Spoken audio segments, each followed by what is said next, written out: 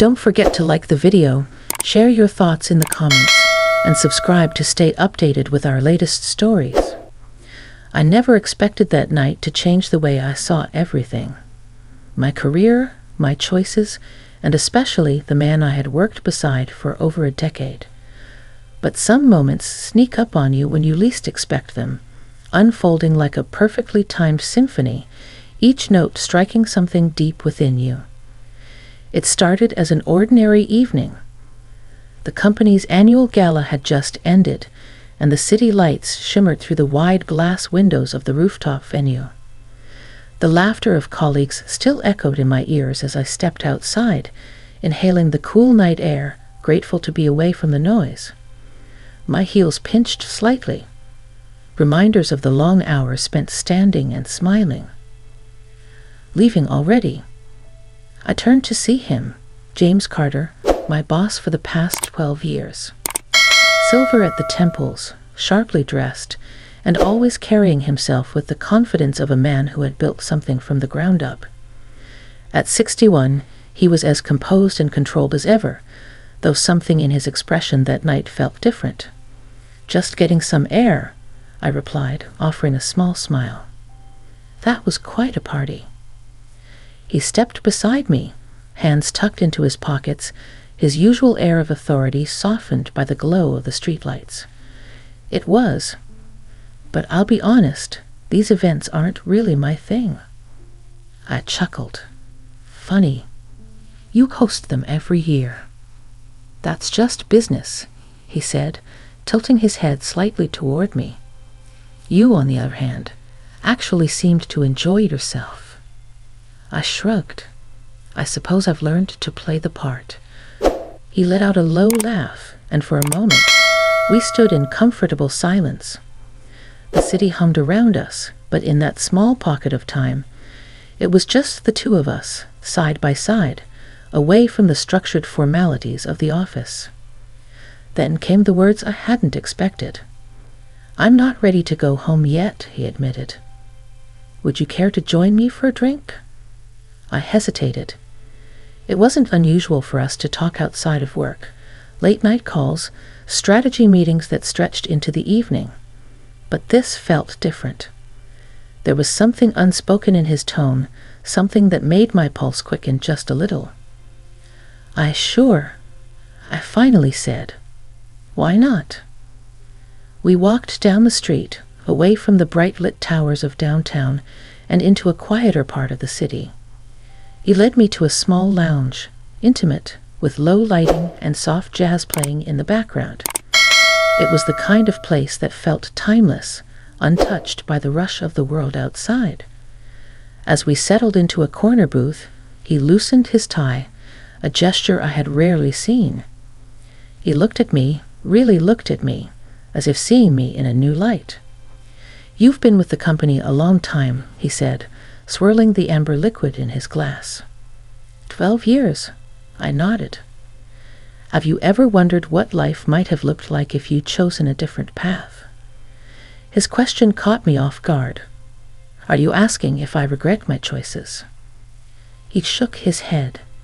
"Not regret, just curiosity. Do you ever wonder about the roads not taken?" I exhaled slowly. I think we all do at some point. But I've always believed that every decision, every turn we take, leads us exactly where we're meant to be. He smiled at that. That's a wise way of looking at things. We talked, really talked, for the first time in years. Not about work, not about deadlines or quarterly reports, but about life.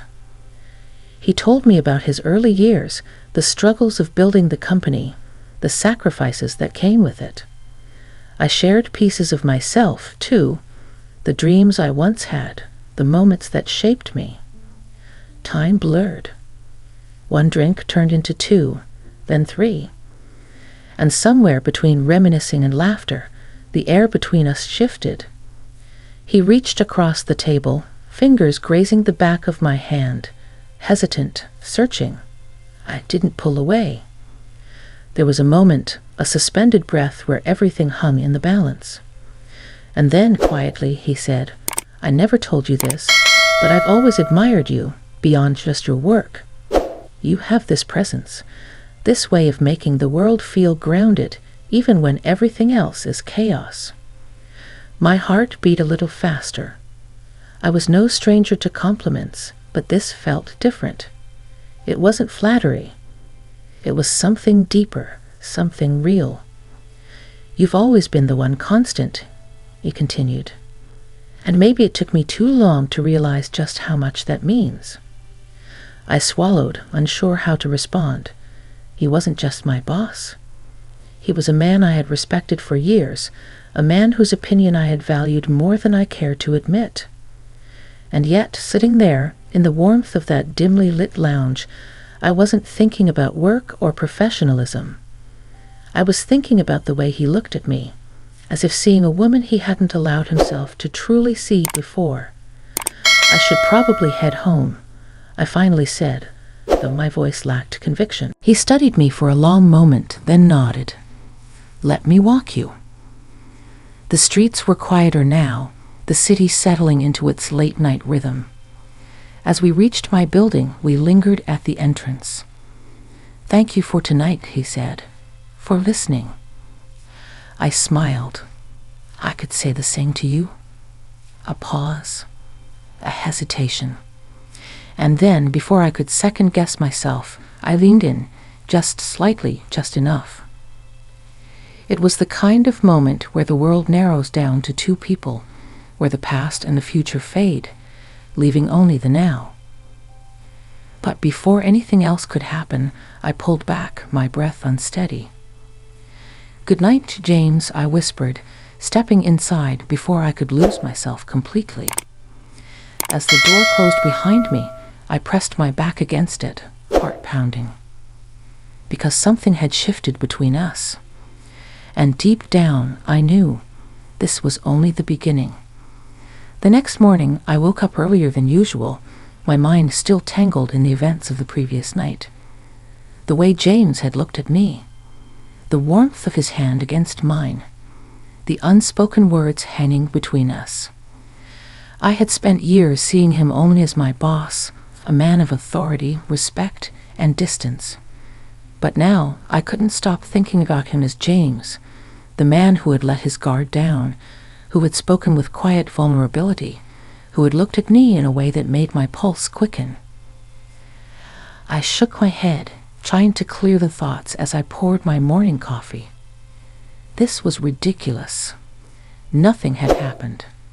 Nothing could happen. But as I walked into the office, I felt a strange, lingering tension, as if the air itself had changed. I caught sight of him through the glass of his office. He was on a call, but for the briefest moment, his eyes flicked up and met mine. A pause. A hesitation. Then he gave me the smallest of smiles, one only I would notice. I felt it like a quiet storm beneath my skin. The day passed in a blur of meetings and emails, but my mind kept drifting. It didn't help that James seemed more present than usual, stopping by my desk more than necessary, holding my gaze just a second too long. By late afternoon, I was restless. I needed fresh air, something to clear my thoughts. I stepped outside onto the small office terrace, inhaling the crisp autumn air. The city buzzed below, a symphony of distant honks and chatter. I was so lost in thought that I didn't hear the door open behind me. "You've been avoiding me." Jane's voice was calm, but there was an edge to it. I turned, forcing a light chuckle. "Avoiding you? That's a bit dramatic." He stepped closer, hands tucked into his pockets, that same unreadable expression on his face. "Is it?" I sighed, rubbing my temples. "James, last night was different," he finished for me. "I know." I looked up at him, at the man I had worked beside for so many years, and yet in this moment he felt unfamiliar. Or maybe, for the first time, I was seeing him clearly. "We can't do this," I said quietly, though the words felt hollow even as I spoke them. He studied me for a long moment, then exhaled. I know what you're thinking, that this is dangerous, that it changes things. It does change things, I said firmly. James, you're my boss. There are rules, expectations. I don't care about rules, he interrupted, his voice low but steady. I stared at him. This wasn't the composed, calculated man I knew. This was someone else. Someone who, for once, wasn't thinking about business or control or responsibility. He was thinking about me. You're overcomplicating this, he continued, his tone softer now. Last night, we weren't boss and employee. We were just two people. And I know, we both felt something. I swallowed hard. That doesn't mean it's right. He tilted his head, his gaze searching mine. And yet, you haven't said you don't feel it too. I opened my mouth, but no words came, because the truth sat heavy between us, undeniable and raw. I had felt something I hadn't felt in a long time. He took a step closer, his voice barely above a whisper. Tell me I'm wrong, and I'll drop it. I'll forget last night ever happened. I wanted to. I wanted to say the words, to pull away, to pretend that everything could go back to the way it was. But I didn't, because I wasn't sure I wanted to. The air between us crackled, an invisible thread pulling us closer. My breath hitched as he reached out, fingertips just barely brushing my wrist. A question, not a demand. And for the first time in years, I didn't want to think. I didn't pull away. James' fingertips barely skimmed the inside of my wrist, but I felt it everywhere. My pulse quickened, the warmth of his touch sending a quiet shiver through me. For years, I had lived inside the boundaries of what was expected, of me, of my career, of my age. I had built a life around predictability and reason. But standing there, with James looking at me as if I were something new and unexpected, I felt the walls shift. He was waiting, watching for any sign that I wanted this as much as he did. And in that moment, I did. I let out a slow breath. James, I don't know where this leads. He gave a small smile. Neither do I. But that doesn't mean we have to run from it. A breeze rustled through the terrace, and I shivered. He noticed immediately, slipping off his suit jacket and draping it over my shoulders. His scent, faintly spiced cologne, something warm and familiar, wrapped around me. Come on, he said, nodding toward the office door. Let's get out of here. I hesitated. You mean, now? Why not? His voice was light, but there was something underneath, something quietly determined. I glanced back inside through the glass doors. The office was still humming with end-of-day energy, people moving through the motions of their routines. If I went back in, I knew exactly how the night would go. I'd gather my things, go home, make dinner, and sit alone with my thoughts, pretending nothing had changed. But something had changed. And for the first time in a long time, I didn't want to let an opportunity pass me by. All right, I said, my voice steadier than I expected. Let's go. We ended up in a quiet, dimly lit restaurant just a few blocks away. The kind of place where the music was low and the waiters spoke in hushed tones. James ordered a bottle of wine, and as the first sip warmed my throat, I felt myself start to relax. So, I said, setting my glass down, what exactly are we doing here? He leaned back, studying me with that same unreadable expression he always had in the office. But tonight, there was something else there. Honestly, he swirled his wine, watching the deep red liquid catch the light. I just wanted to be somewhere with you where we didn't have to pretend. I swallowed. Pretend. He met my eyes. That last night didn't mean something. The words landed between us, heavy and unshakable. I opened my mouth, searching for the right thing to say. But for once, I didn't want to be careful. I didn't want to analyze every word before it left my lips. I exhaled. It did. A flicker of something passed over his face. Relief, maybe, or something deeper. We talked for hours after that. Not about work, not about responsibilities, but about us. I told him things I hadn't admitted out loud in years. How I had spent so long putting my career first, how I had convinced myself that love, passion, connection was for other people, younger people, people who still had all the time in the world. James listened, really listened. And when I finally fell quiet, he reached across the table, his fingers brushing mine in a touch so simple yet so deliberate that my breath caught. "You're not alone in that," he said. And I believed him. By the time we left the restaurant, the city had quieted. The streets glowed with the soft amber hue of streetlights, the distant hum of traffic filling the silence between us. We walked for a while, neither of us ready to say goodbye just yet. At a crosswalk, he stopped and turned to me. "I don't want to rush this," he said softly. "But I also don't want to pretend that this doesn't matter." My heart pounded. "James." He gave a small chuckle, shaking his head. "I know. It's complicated." I let out a breathy laugh. That's an understatement. We stood there for a moment, the city moving around us, yet somehow it felt like we were the only two people in the world. Then, without thinking, without planning, without overthinking, I stepped closer. James' breath hitched, his eyes searching mine. And then, finally, I let myself feel. The kiss was slow, tentative, like the first few notes of a song neither of us knew the melody to just yet. His hand cradled the side of my face, his touch careful, reverent.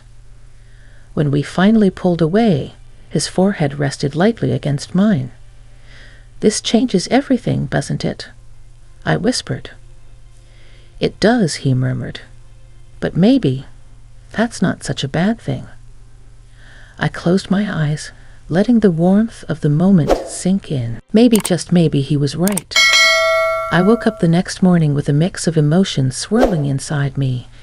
Excitement, nervousness, uncertainty.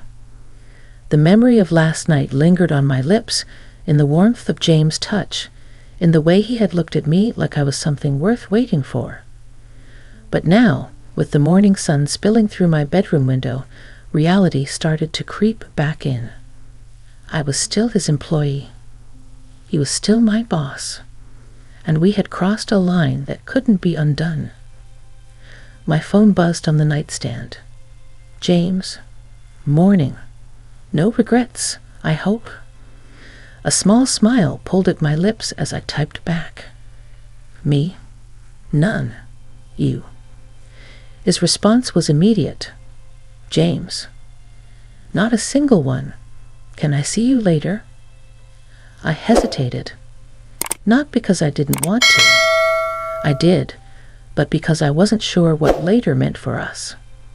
Could we exist outside of the office, outside of the neatly drawn lines we had both followed for so long? I took a deep breath. "Me? Yes, but we need to talk first." That evening, we met at a quiet park just outside the city, away from the noise and the prying eyes of the office. James was already waiting when I arrived, leaning against a bench, hands in his pockets. He looked up as I approached, his expression softer than I had ever seen. "Hey," he said. "Hey," I echoed, sitting beside him. For a moment, we just sat there, watching the golden light of the setting sun filter through the trees. Then I spoke. "James, I need to know. Where does this go from here?" He exhaled, as if he had been waiting for the question. "I don't have all the answers," he admitted. "But I know what I don't want.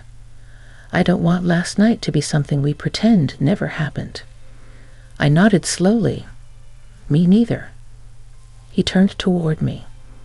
"Then let's not make this about rules or expectations. Let's make this about us, whatever that looks like." I swallowed. "And work?" He gave a soft chuckle. "I won't let this affect your career. You've worked too hard for that. If we need to have a conversation about boundaries at the office, we will. But I don't want to lose whatever this is just because of logistics." His words settled something deep inside me. For so long, I had let my fear of the unknown keep me from taking risks, from feeling things I told myself I was too old to feel. But here was James, standing beside me, willing to figure it out with me. I reached for his hand. "Okay," I said, my voice steady. "Let's see where this goes." The relief in his smile was undeniable. And as he pulled me into a slow, lingering kiss under the fading light of the evening, I realized something. This wasn't just a night that took an unforgettable turn. This was a new beginning.